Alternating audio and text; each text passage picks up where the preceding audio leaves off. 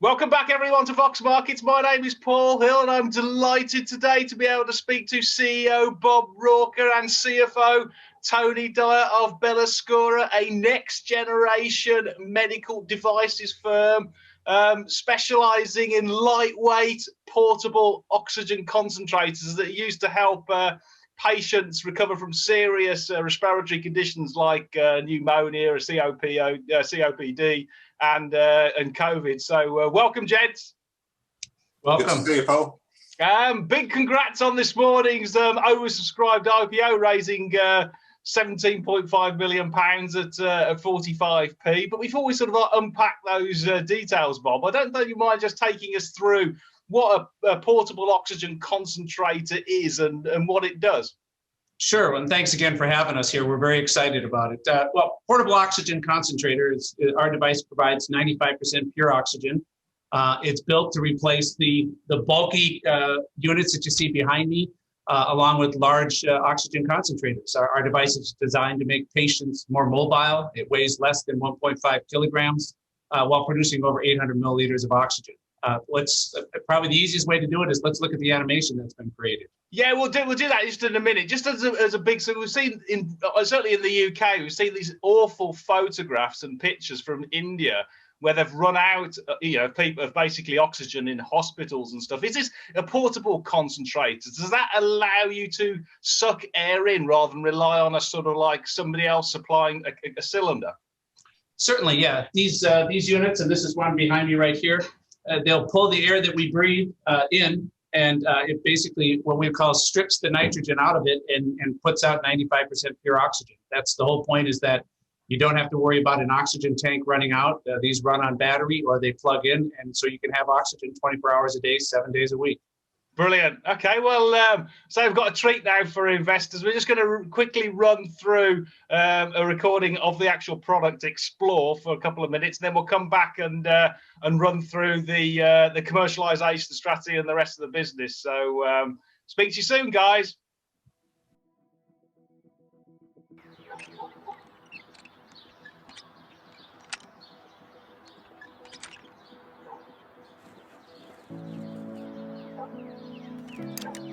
The Explore Portable Oxygen Concentrator. The patented Explore is small, quiet, and lightweight. Here's how it works. Ordinary air is 78% nitrogen, 1% argon, and only 21% oxygen. But thanks to the Explore's patented ultra-rapid absorption technology, the oxygen-enriched air delivered by the Explore is 95% oxygen. The proprietary user-replaceable molecular zeolite cartridge traps the nitrogen as it enters the cartridge, propelling enriched oxygen up to the cannula. Nitrogen is temporarily bonded to the zeolite in the molecular sieve cartridge, and after the zeolite has no more capacity to bond with the nitrogen, it is expelled back into the air. And because the molecular sieve columns work as a pair, they constantly produce oxygen-enriched air. Explore is the world's first modular oxygen concentrator. Thanks to Belluscura's proprietary module air technology, the same Explore unit can work with multiple different performing sieve cartridges, depending on your oxygen requirements, all without changing the original concentrator unit. Come on, boy.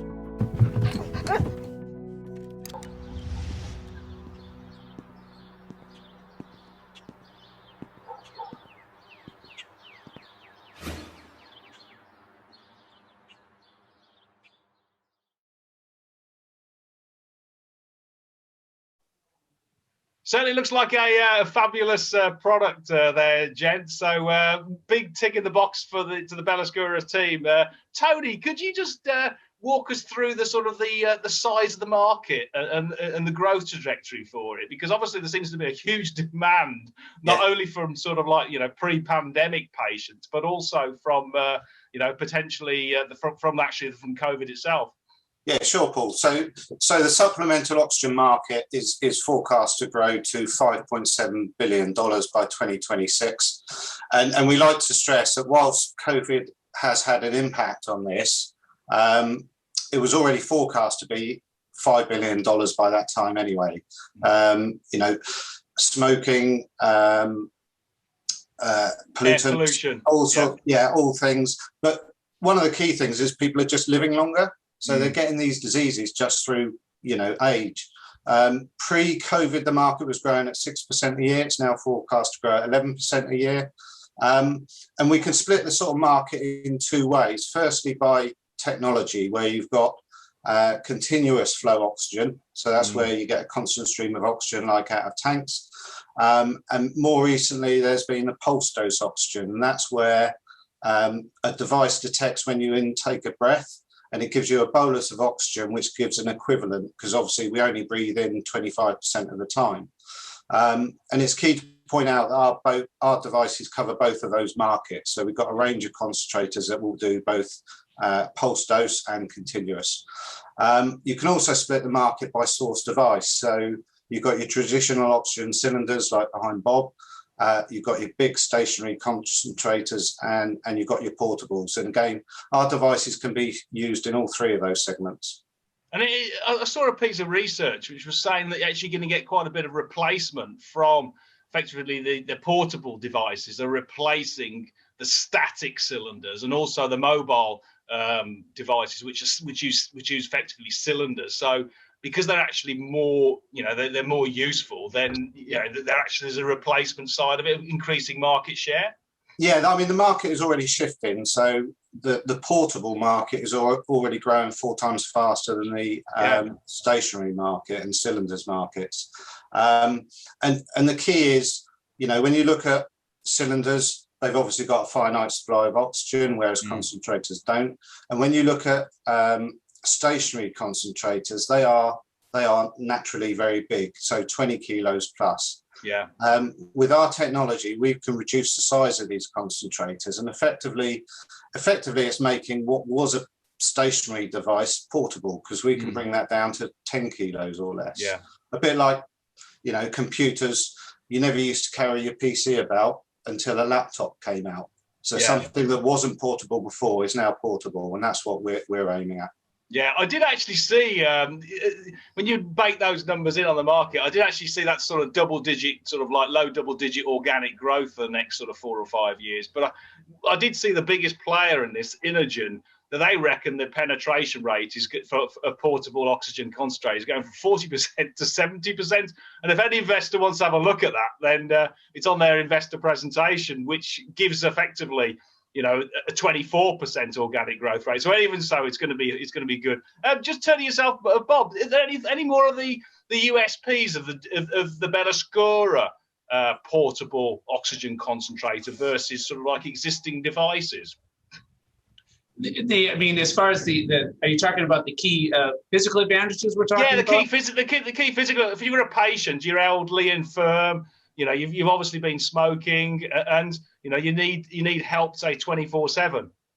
So I think a key thing that when we went and designed this product, we spent a lot of time with patients and trying to understand what was really important, and also seeing where the market dynamics, and as Tony talked about, I think it's a key thing to recognize that COPD is becoming a female disease, and older, and so chronic bronchitis, for example, is 2 out of every 3 patients that's suffering COPD bronchitis is a female. So it was really important because of the stature and stuff to have smaller devices. So that's one of the things that we have, is that our testing shows that our device produces more oxygen by weight than any other device that's approved in its class. So it's very exciting. And in some cases, over the competition, sometimes it's 50% more oxygen by weight. So that's a big feature that's very important to these patients, because they don't want to be, you're already weaker. You don't want to be carrying around an extra 1, 2, 3, 4 pounds of weight. Along with that, we tried to make it as maintenance-free as possible. We have patents and technology. There's 26 patents and applications covering this technology. One of the key things is user replaceable sieve technology. And the sieve, as you saw from the video, is what allows us to strip the nitrogen. And we, much like flashlights in a battery, we made it so that when those units start to wear out, it's a simple place an order online or call us on the phone, and we'll ship you a replacement sieve. Other units on the market have to be sent back to the manufacturer, where they have to repair it and replace it. And there's two problems with that. One, that's more expensive because they have to do it. But two, while the patient ships that back, they need to have a temporary one in their place. So distributors are very excited about the fact that they don't have to exchange out units, and we think that's going to be a significant commercial advantage for us. How heavy are these devices? The 3 units that we have that we'll be releasing, the first one will be about 1.5 kilograms or 3.25 pounds. The next one that'll be out in the a little bit later in the fall, which will be both a dual continuous and pulse dose, as Tony talked about. That one weighs 3.75 pounds. And the one which a lot of people have described as game-changing is a 6 pound, little less than 3 kilo, a unit that does 2,000 milliliters of oxygen, 2 liters, which is about half the size of the leading product on the market. So very excited about that. Yeah, I mean, 1.5, the first device, kilograms. I mean, that's only 1.5 bags of sugar, that is. So that is, it allows presumably the elderly people to be, very mobile, doesn't it? I'm guessing. Yes, that's the whole goal. Is everybody knows with most diseases, you want to try and unfortunately COPD is not a curable disease, so you want to keep the people moving. And if you can make it lighter and more convenient, yes, that's a key thing. And Tony, just on the regulatory approvals, where do we stand in terms of FDA clearance and future clearance for new devices coming forward? So the FDA clearance for the first device was received on the 2nd of March, so that's good to go. As soon as we've got manufactured units, we can commercialise and launch that product. The follow-on products, the CX and the DX, are also covered by that clearance. Obviously, we still have to go through the testing process, which is part of it. But as soon as we've done that, we can obviously launch those products. And in terms of international clearances, we're already starting to work on that.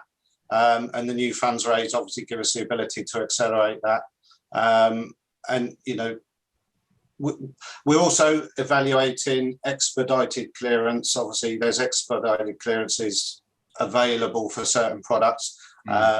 Some countries are saying we're not short of oxygen. Others are saying we're short of oxygen. So obviously, if we can accelerate that, we will do. Yeah, if you could do that into India with Project Warp Speed or Belluscura Warp Speed, I think a lot of millions of people would help. You've convinced me, Bob, on the actual product. I think they look great.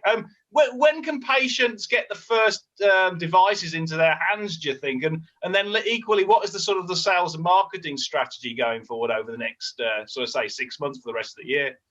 So the plan is with the initial batch of products, they'll be available late summer in Q3. So we're already doing the manufacturing validation builds here. And then we'll be doing some test marketing following that. That will probably in that mid-July, August timeframe.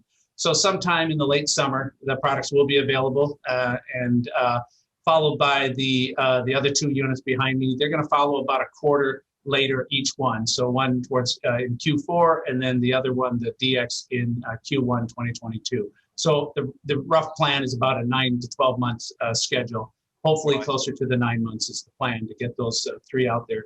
And that's in the US. As Tony said, we will be doubling our efforts to get outside the US as quickly as possible. But that we don't have those timelines yet on that one yet. Have you had any orders taken at all with distributors, Bob?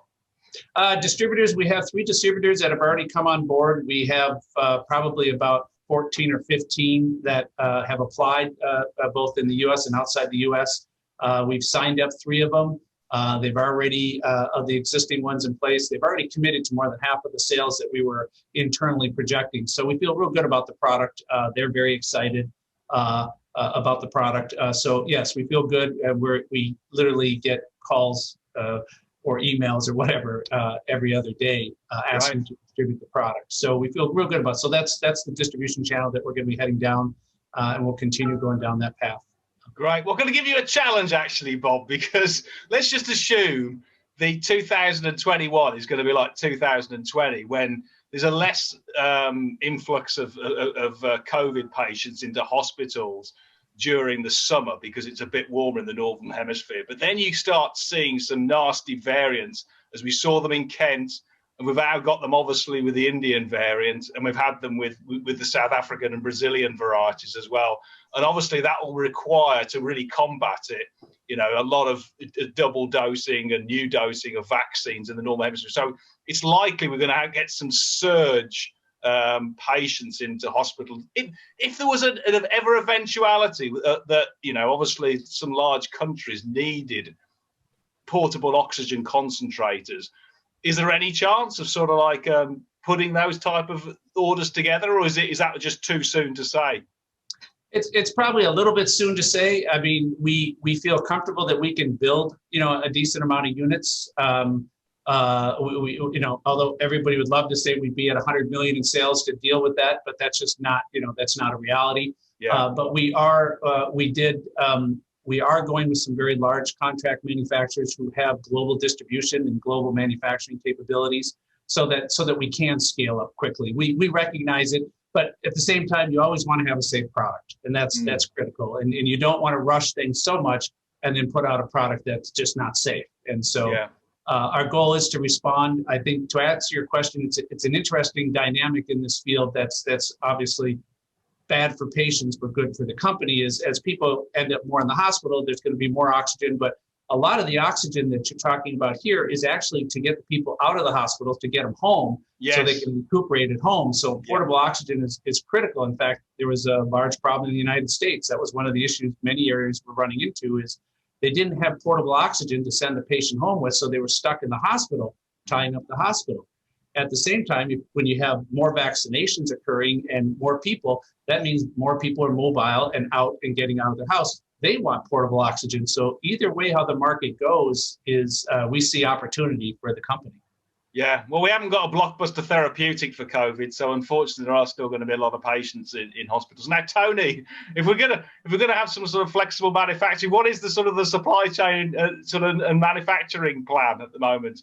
Well, as Bob said, we've chosen. I mean, we wanted to make sure we had a quality product. So manufacturing is in the US with two large manufacturers, ISO 13485.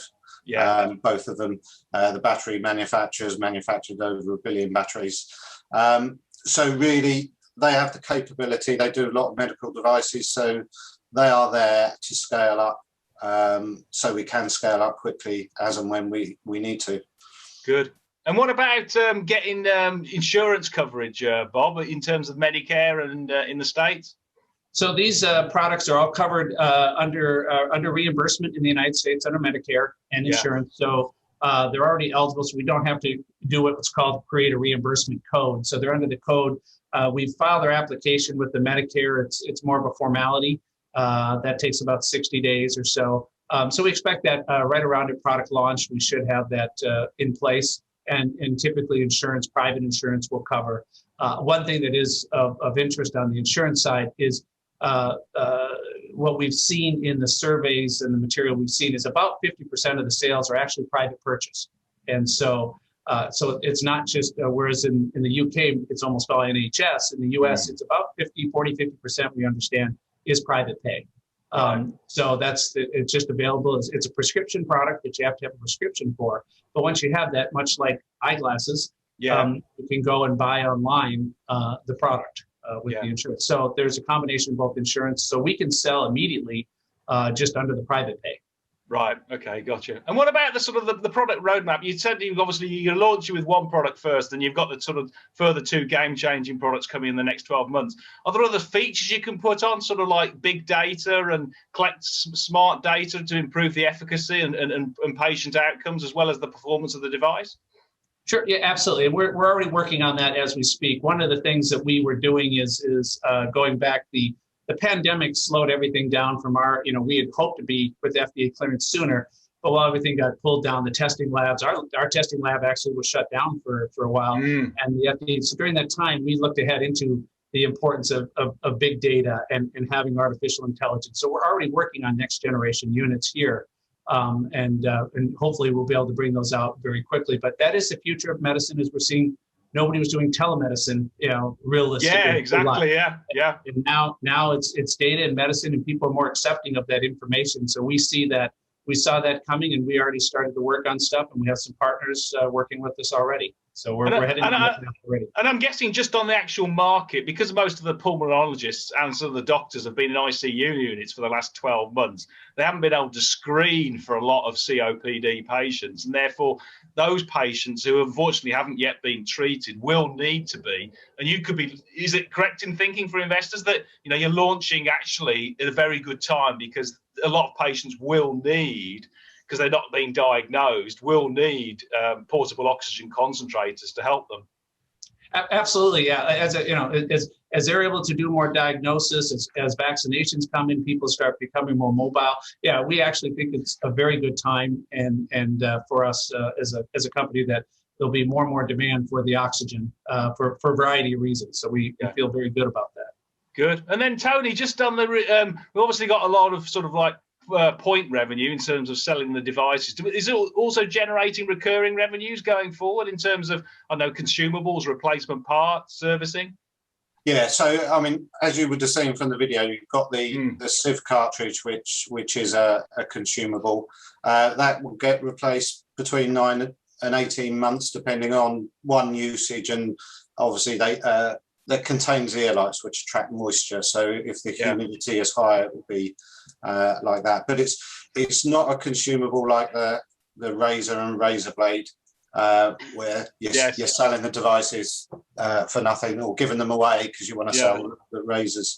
And also you've got, you know, people that buy these devices, most of them buy 2 or maybe 3 extra batteries.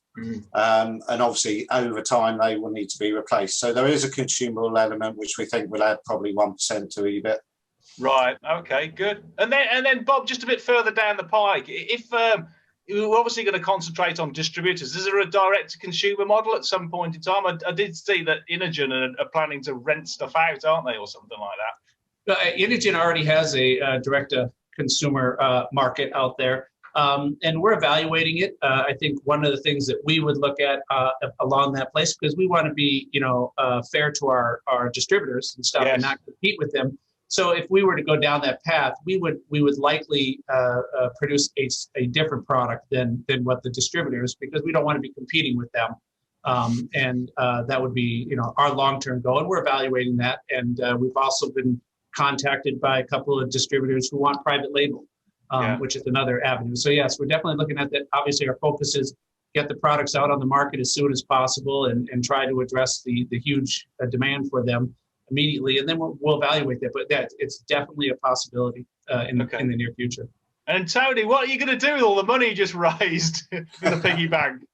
Well, I mean, it's, you know, we're a small company at the moment, so about 60% of the money will go on staff and marketing. We need to strengthen the team in key areas, you know, engineering expertise, marketing, compliance, and manufacturing, obviously to drive that manufacturing volumes up and bring the COGS down. And marketing, we need to build the brand quickly, so SEO, website capability, etc. And obviously an FDA cleared product, we have to remain compliant. So you know, we need to ensure that. We will, you know, most of the R&D money has been spent. So we've got the technology. There will be R&D going forward, but it will be taking the technology we've got, which we know works and can make devices smaller, and then integrating that and commercializing products as quickly as we can. Yeah, so it's the commercialization. So when's it likely to break even, this business? Is it sort of like, you know, 3-4 years, or perhaps sooner, perhaps later? No, we expect to break even within 2 years and be cash positive within 2 years. Yeah. And that's because effectively you've spent all the R&D up front. You've already covered all the R&D. Yeah, and the early signs, as Bob said, you know, the distributors are coming to us, which is giving us a good feeling that what we thought the product is, you know, people are keen to distribute. So right. Yeah. And then sort of putting all that together, Bob, if you look to sort of like what, I mean, I know the board is sort of, it's still early days, but sort of 5 years time, what sort of market share would the board hope to achieve? Are we talking sort of like, I don't know, 5% of 2 billion, or even if you take Inogen's, it's actually a 4 billion market, but, you know, sort of like, is that sort of like the number that the board are hoping to get, or higher or lower? Well, obviously we have kind of, we're all, you know, it depends on how you define the market, but definitely we feel that 5% is a very reasonable position to take on this, which on a $2 billion or $3 billion market is a sizable opportunity. So yeah, we're very excited. We have our own goals, and that's not including we haven't talked about it, licensing the technology in other fields and stuff. Yeah. And so that's part of our game plan too, because we are an oxygen enrichment. We're not just an oxygen concentrator, and that's part of the internal. And where just on that one, Bob, where can you license it to potentially adjacent markets? Well, we've been contacted over the last 12 to 18 months while we've been doing this. We've had companies in the CPAP space. We've had companies in the wound care space. We've had companies in the dialysis space and in cardiology space. So we've had even in the sanitization space for ozone type cleaning. So when you have oxygen, if you can think of all the places where oxygen is used with the tank, they're looking for small portable units and so that they can utilize it. So we're seeing companies come to us with applications we never even thought about that, but it has great appeal. So we've been focused on the product, but once we get the products onto the market, the initial product, we are looking at those additional projects as opportunities for the company. So it's a third-party licensing. I mean, I must admit, I didn't really appreciate it. Third time, we're talking really so possibly signing a few in 12 months' time, or even less. Or is that sort of be a correct assumption from what you just said? It's very possible. Yes, we've had these companies. A number of them have been talking to us for at least the last 12 months, looking for ways to either connect to their technology or jointly develop and stuff like that. So yeah, we feel very optimistic that at least such projects could be started within the 12 months. Great. Well, I'm actually not an investor yet in Belluscura, but I'm sort of like putting a 5%, sort of like market share together. I could do the sort of the maths on a $2 billion market, and that's a sort of like conservative number. That's sort of like $100 million of sales in say 5 years' time. Now, just for investors, this type of medical devices businesses generate at least 25% EBITDA margins. It's typically 35, but let's say 25. Which is 25 million, because the maths is easy, on a 12 to 14 times multiple, gives you roughly around about $300 million to $350 million, which is £2 to £250 million. I did the maths, and that's around about sort of £2 a share. So given you just listed at 45p, it does show that there's a potential upside if the management team, obviously, and the opportunity comes through as it hopefully will do. Anyway, just finally then, Bob, on news flow going forward, how do you see that? What should investors think about the sort of the next 6 to 12 months, sort of like on the timeline front? Certainly. So over the next 6 to 12 months, obviously, we'll be announcing, new distributorships. Obviously, product launches will be disclosed, and in any of these future engineering projects and stuff. So there will be a steady flow of information, not necessarily daily or anything like that, but we'll have the product launches, we'll have the distribution agreements and joint projects involving our technology. That will be kind of hopefully the constant news flow over the next 6 to 12 months. Brilliant. Well, I look forward to hearing. And if you do get a big order from an emerging market to be able to warp speed some orders, I think you'll save a lot of the world if you can turn around that. But that would definitely be worth announcing if you do on that sort of. Because I mean, I actually understand the World Health Organization is basically looking to buy, I think, portable oxygen concentrators, and presumably hasn't been able to fulfill its orders yet. So anyway, that's something to think about going forward for investors. And if you want to follow Belluscura, there's a button on the website, and you'll get all the news and all the commentary straight into your inbox. So best of luck, gentlemen, and big congrats again on the very successful and strong IPO. Thank you. Thank you for taking the time.